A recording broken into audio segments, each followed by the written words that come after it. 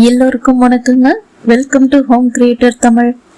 இன்னைக்கு வீடியோ வந்து new married கப்பல்ஸ்க்கு பிகினர்ஸ்க்கெல்லாம் ரொம்ப யூஸ்ஃபுல்லாக இருக்கிற மாதிரியான ஒரு வீடியோ தான். ஸோ நீங்கள் மந்த்லி பட்ஜெட் எப்படி போடணும், ஃபர்ஸ்ட் அதுக்கு நீங்கள் என்னென்னலாம் தெரிஞ்சு இருக்கணும் அப்படிங்கிற விஷயங்களை இந்த வீடியோவில் நீங்கள் பார்த்து தெரிஞ்சுக்க போகிறீங்க. அதுக்கு முன்னாடி நீங்கள் இன்னும் நம்ம சேனலை சப்ஸ்கிரைப் பண்ணாமல் பார்த்துட்டு இருக்கீங்கன்னா மறக்காம சப்ஸ்கிரைப் பண்ணி பெல் ஐக்கானை கிளிக் பண்ணி அதில் ஆளுங்கிற ஆப்ஷனை செலக்ட் பண்ணிக்கோங்க. இனி வாங்க வீடியோக்குள்ளே போகலாம். ஃபர்ஸ்ட் பட்ஜெட் போடுறதுக்கு முன்னாடி நீங்க சில விஷயங்கள் தெரிஞ்சு வச்சிருக்கணும். அது என்னன்னு ஒவ்வொன்றா பார்க்கலாம் வாங்க. ஃபர்ஸ்ட் உங்க வீட்டோட இன்கம் என்ன அப்படின்னு நீங்க தெரிஞ்சிருக்கணும். இப்போ ஹஸ்பண்ட் அண்ட் ஒய்ஃப் ரெண்டு பேருமே வேலைக்கு போற வீடுகளும் இருக்கு, இல்ல ஹஸ்பண்ட் மட்டுமே வேலைக்கு போறவங்களும் இருக்காங்க. சில வீட்டுல பாத்தீங்கன்னா ஹஸ்பண்டும் வேலைக்கு போவாங்க, மாமனாரும் ஒர்க் பண்ணுவாங்க. ஸோ இந்த மாதிரி 2-3 இன்கம் இருக்கிறவங்களா இருப்பாங்க, இல்லை சொந்தமாக கடை ஏதாவது வச்சுருப்பாங்க. ஸோ அதில் இருந்து வர்றது பார்த்தீங்கன்னா டெய்லி இன்கமாக இருக்கும். ஒரு ஆள் வந்து மந்த்லி இன்கம் வாங்குவாங்க, இன்னொரு ஆள் வந்து டெய்லி இன்கம் மேக் பண்ணுவாங்க. ஸோ எல்லாத்தோட டோட்டலுமே மொத்தமாக நீங்கள் எவ்வளவு அப்படின்னு தெரிஞ்சு வச்சுருக்கணும். அதுக்கப்புறமா செகண்ட் பாயிண்ட் என்ன பார்த்தீங்கன்னா, இப்போ ஒரு மளிகை வாங்குறீங்க, இல்லை காய்கறி வாங்குறீங்க, நான்வெஜ் எதுவாக இருந்தாலும் நீங்க டைரக்டா கடைக்கு போய் வாங்குங்க. எந்த பொருளையுமே வந்து நீங்க யார்கிட்டயாவது கொடுத்து விட்டு வாங்குறதோ, இல்ல ஹஸ்பண்டே வாங்கிட்டு வந்துருவாரு, இல்ல ஒய்ஃபே பாத்துக்குவா, அப்படியெல்லாம் விடாதீங்க. ஸோ 2 பேருக்குமே கண்டிப்பா தெரிஞ்சிருக்கணும். நீங்க 2 பேருமே வந்து இப்ப வீட்டுல யார் பட்ஜெட் பாக்குறீங்களோ அவங்க கண்டிப்பா கடைக்கு போய் வாங்குற பழக்கத்தை உடையவங்களா இருக்கணும். அப்பதான் ஒவ்வொரு பொருளோட விலையும் தெரிஞ்சுக்க முடியும், அது எங்க கிடைக்கும்னு தெரிஞ்சுக்க முடியும். ஸோ அதுக்காக தான்.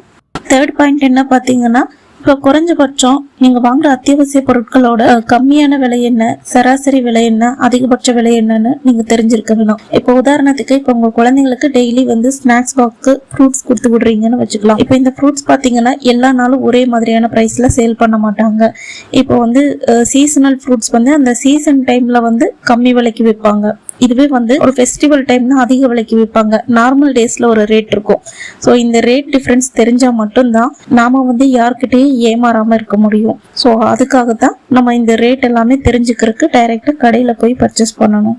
அடுத்த முக்கியமான பாயிண்ட் என்ன பாத்தீங்கன்னா, நாள், கிழமை, பண்டிகை, செய்தி, இதுல எல்லாத்துலயுமே நீங்க கண்டிப்பா அப்டேஷனா இருக்கணும். ஜென்ஸ் மேக்சிமம் வந்து இந்த விஷயத்துல கோட்டை விடுறது கிடையாது, ஆனா லேடிஸ் தான் நிறைய கோட்டை விடுறாங்க. இப்ப வீட்டுல இருக்கிற லேடிஸ் கிட்ட வந்து இன்னைக்கு என்ன டேட்னு கேட்டா கூட எத்தனை பேர் சரியா சொல்றாங்கன்னு கேட்டீங்கன்னா கண்டிப்பா கம்மி தான். நிறைய பேருக்கு இன்னைக்கு என்ன டேட்னே தெரியாது, என்ன கிழமைன்னே தெரியாது. சோ அந்த மாதிரி இருக்காதீங்க. இது எதுக்காக சொல்றேன் பாத்தீங்கன்னா, நம்ம ஒரு பட்ஜெட் எழுதுறதுக்கு முன்னாடி சோ அதுல வந்து நம்ம வீட்டு செலவும் பார்க்கணும், அதே நேரம் அந்த மாசத்துக்குள்ள வரக்கூடிய எல்லா ஃபெஸ்டிவல் நல்லது கெட்டது எல்லாத்துக்குமே நம்ம பட்ஜெட் ஒதுக்கி ஆகணும். இப்போ உதாரணத்துக்கு சொல்றேன், இப்போ வந்து எனக்கு இந்த மாசம் வந்து ஒரு ஃபெஸ்டிவல் இருக்கிறதே தெரியலன்னு வச்சுக்கலாம். அதாவது இப்போ ஒரு ஆயுத பூஜையோ சரஸ்வதி பூஜையோ ஏதோ இருக்கிறதே தெரியாம திடீர்னு ஒரு வாரத்துக்கு முன்னாடி தான் எனக்கு தெரியுதுன்னா அப்ப எப்படி இருக்குங்க. ஸோ அந்த டைம்ல வந்து எனக்கு அந்த பட்ஜெட்ல அந்த காசு வந்து இடிக்க ஆரம்பிச்சிடும். இதுவே வந்து எனக்கு ஒவ்வொரு மாசமும் கேலண்டர் நீங்க பார்க்கும் போதே, அதாவது ஒரு மந்த் முடிச்சு அடுத்த மந்த்துக்கான கேலண்டர் நீங்க திருப்புவீங்க இல்லையா, அந்த பேஜ் திருப்பும் போது அந்த மந்த்ல என்னென்ன ஃபெஸ்டிவல் வருது அப்படிங்கறத நீங்க நோட் பண்ணி பாருங்க. ஸோ எல்லாருக்குமே வந்து ஒவ்வொரு ஃபெஸ்டிவல் வந்து ஒரு 3 months கேப்ல, 2 months கேப்ல, இல்ல பர்த்டே செலிப்ரேஷன்ஸ் இந்த மாதிரி விஷயங்கள் வரும். ஸோ அது எல்லாத்துக்குமே பணம் ஒதுக்கணும். அப்படிங்கிற பட்சத்துல நம்ம வந்து முன்கூட்டியே அதை தெரிஞ்சு வச்சிருக்க வேண்டியது ரொம்ப ரொம்ப அவசியம். ஸோ அது தெரிஞ்சாதான் நம்ம பட்ஜெட் போடுறதுக்கு கரெக்டா இருக்கும். அதனாலதான். அடுத்த பாயிண்ட் பாத்தீங்கன்னா, விலை ஏற்ற இறக்கம் பற்றி தெரிந்திருக்க வேண்டும். ஸோ இது நான் ஏற்கனவே சொன்ன பாயிண்ட்ல வர்றதுதான். ஸோ கண்டிப்பா நீங்க அந்த பிரைஸ் ரேஞ்சஸ் எல்லாம் எப்பப்ப மாறும் அப்படிங்கறத தெரிஞ்சு வச்சிருக்கணும். அதுதான். அடுத்த பாயிண்ட் என்ன பாத்தீங்கன்னா, எது அத்தியாவசியம், எது அனாவசியம், எது ஆடம்பரம், இதை பத்தின புரிதல் கண்டிப்பா ஒவ்வொருத்தருக்கும் வேணும். என்ன பாத்தீங்கன்னா, நிறைய பேர் வந்து ஃபர்ஸ்ட் ப்ரிஃபரன்ஸ் வந்து ஆடம்பரத்துக்கும் அனாவசியத்துக்கும் கொடுத்துட்டு மாச கடைசியில அத்தியாவசிய பொருள் வாங்குறதுக்கு காசு இல்லாம கஷ்டப்படுவாங்க. சோ அந்த மாதிரி இல்லாம எது நம்மளுக்கு ரொம்ப ரொம்ப இம்பார்ட்டன்ட்னு நம்மளுக்கு தெரியணும், அனாவசியமான செலவுகள் எதுன்னு தெரியணும், ஆடம்பரமான செலவுகள் எதுன்னு தெரியணும். சோ இதை பத்தின புரிதல் கண்டிப்பா வேணும். அடுத்த பாயிண்ட் பாத்தீங்கன்னா, செலவோ சேமிப்போ, இது ரெண்டுமே வந்து உங்க வருமானத்துக்குள்ளதான் இருக்கணும். சோ செலவு பண்றதா இருந்தாலும் சரி, காசு சேர்த்து வைக்கிறதா இருந்தாலும் சரி, உங்களோட வருமானத்தை மீறி நீங்க எதையுமே பண்ணிடாதீங்க. விரலுக்கு ஏத்த வீக்கம் தான் இருக்கணும். சோ அதுதான் இதுல சொல்ல வரேன். நெக்ஸ்ட் பாயிண்ட் என்ன பாத்தீங்கன்னா, நீங்க மாசத்துக்கு ஒரு முறை வாங்குற பொருள் எது, வாரத்துக்கு ஒரு முறை வாங்குறது எது, டெய்லி ஆகுற செலவு என்ன, இப்படி எல்லாத்தையும் நீங்க தெரிஞ்சிருக்கணும். ஏன்னா எல்லா பொருளுமே டெய்லி வாங்கிட முடியாது, சிலது மாசமும் வாங்கிட முடியாது. இப்போ பாலெல்லாம் டெய்லி நம்ம வாங்கி ஆகணும். ஆனால் மளிகை ஜாமான் போய் நம்ம டெய்லி வாங்கிட்டு இருந்தோம்னா என்ன ஆகும், நமக்கு நிறைய காசு வேஸ்ட் ஆகும். ஸோ இந்த டிஃப்ரென்ஸ் தெரிஞ்சிருக்கணும் நமக்கு, அதை தான் நான் சொல்ல வரேன். அடுத்த பாயிண்ட், எல்லாவற்றையும் மனக்கணக்காக வைத்துக் கொள்ளாமல் டைரியில் எழுத வேண்டும். நிறைய வீடுகளில் பார்த்தீங்கன்னா பெரியவங்க வந்து எல்லா கணக்கையுமே வந்து ஞாபகத்தில் வச்சுக்குவாங்க, ஆனால் எழுதுற பழக்கம் இல்லாதவங்களா இருப்பாங்க. இதனால என்ன ஆகும் தெரியுங்களா, ஒரு 6 மாசம் கழிச்சு அன்னைக்கு எதுக்கும் ஒரு 10,000 ரூபாய் செலவு பண்ணல எதுக்கு அப்படின்னு நம்ம தேடணும்னா நம்ம மைண்ட் வந்து அப்போ பிளாக் ஆயிரும். இதுவே டைரியில் எழுதி வச்சிருந்தோம்னா நம்ம அழகா எடுத்து பார்த்துக்கலாம். ஸோ நம்ம யாருக்கு செலவு பண்ணியிருக்கோம், யார் நம்மளுக்கு செலவு பண்ணியிருக்காங்க, இந்த மாதிரி விஷயங்கள் தெரிஞ்சுக்கணும்னா கூட டைரியில் எழுதி வச்சாதான் அது கரெக்டா வரும். ஸோ அதுக்காக எப்பவுமே டைரியில எழுதுற பழக்கத்தை நீங்க மெயின்டைன் பண்ணணும். இப்போ மந்த்லி பட்ஜெட் எப்படி எழுதணும்னு பார்க்கலாம் வாங்க.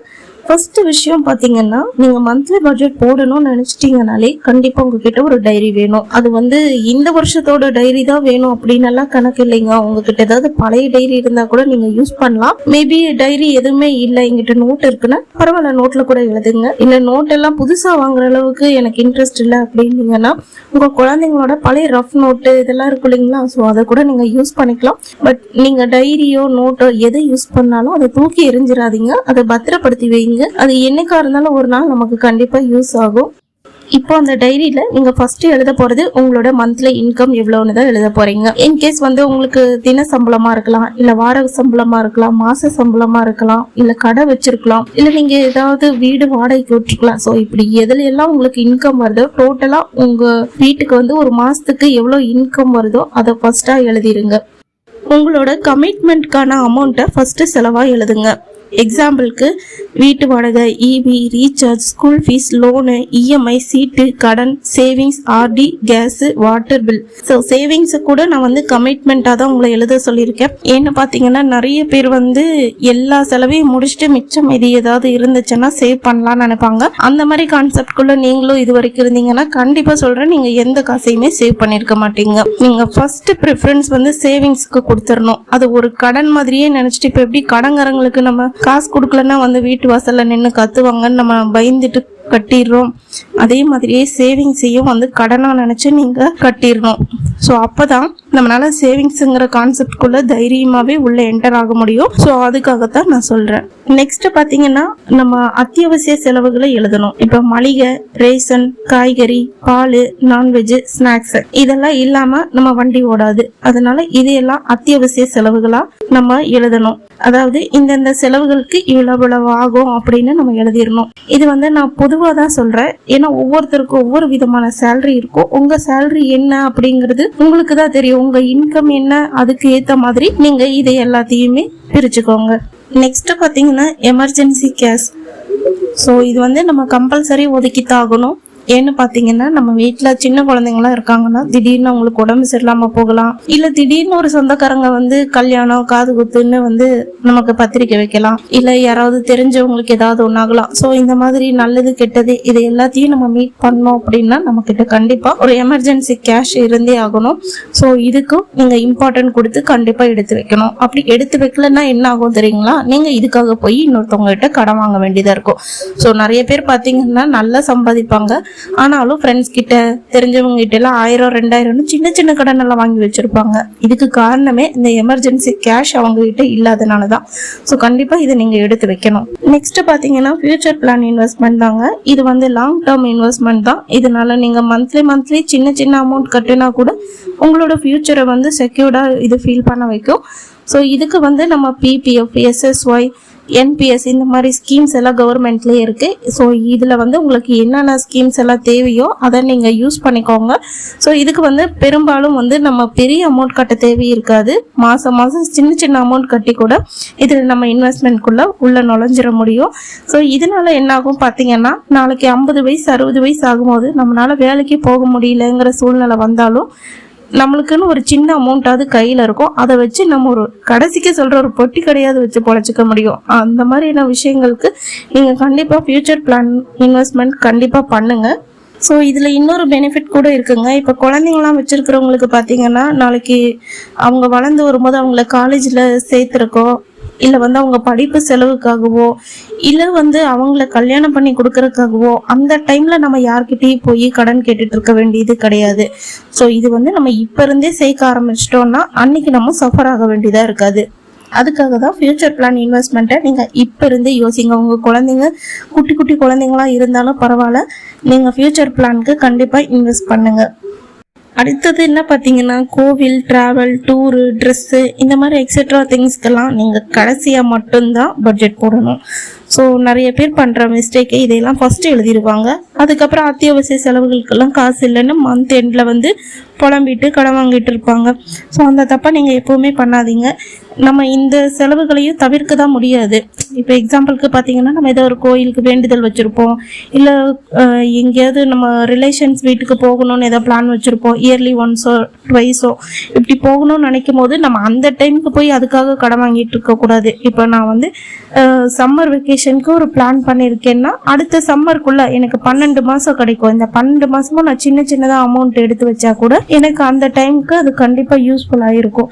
ஸோ அந்த மாதிரி இதுக்கான அமௌண்ட்டையும் நீங்கள் எடுத்து வைக்கணும். அது போக நம்ம எப்படியுமே பார்த்தீங்கன்னா வீக்லி ஒன்ஸோ இல்லை மந்த்லி ட்வைஸோ கோவிலுக்கெல்லாம் போவோம் இல்லைங்களா?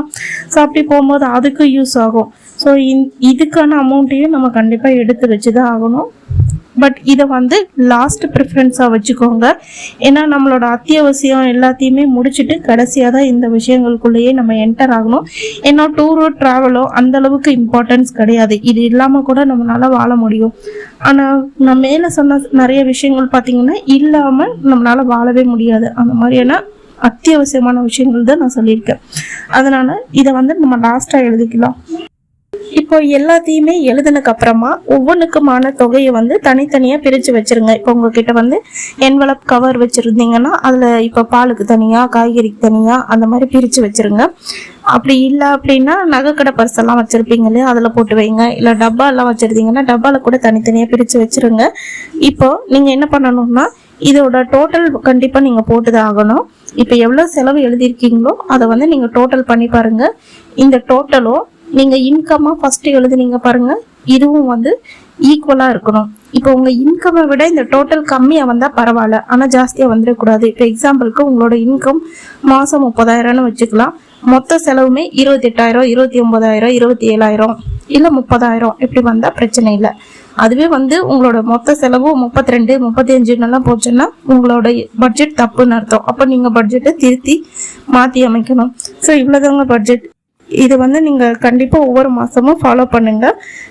இதையவே நீங்கள் ஃபாலோ பண்ணிகிட்டே இருந்தீங்கன்னா கண்டிப்பாக உங்களுக்கு வந்து பட்ஜெட் எப்படி பண்ணணுங்கிறது ஒரு ப்ராப்பர் ஐடியா வந்துடும்.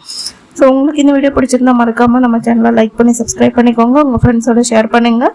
நம்ம நெக்ஸ்ட் ஒரு யூஸ்ஃபுல்லான வீடியோவில் மீட் பண்ணலாம். அது வரைக்கும் பாய் ஃப்ரெண்ட்ஸ்.